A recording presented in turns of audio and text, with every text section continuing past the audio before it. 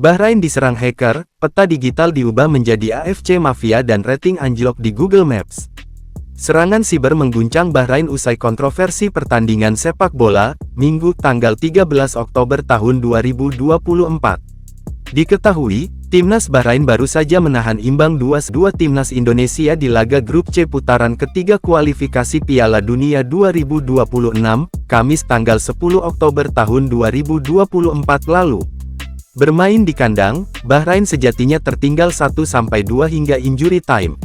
Namun wasit tak kunjung meniup peluit pertandingan dan mengulur waktu injury time yang seharusnya hanya 6 menit menjadi 9 menit.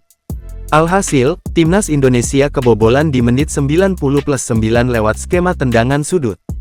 Tambahan waktu yang tak wajar tersebut membuat supporter menaruh curiga Bahrain bertindak curang pada laga tersebut.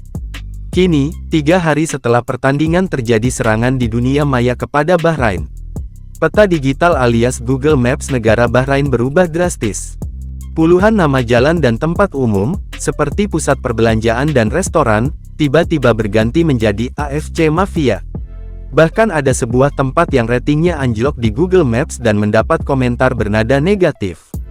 Aksi ini diduga dilakukan oleh penggemar sepak yang tak senang dengan hasil pertandingan Bahrain vs Indonesia.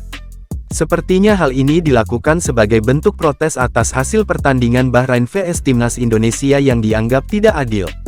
Diberitakan sebelumnya, PSSI akan mengajukan protes resmi kepada Konfederasi Sepak Bola Asia (AFC) dan Federasi Sepak Bola Internasional (FIFA) terkait kepemimpinan wasit pada pertandingan antara Timnas Indonesia dan Bahrain.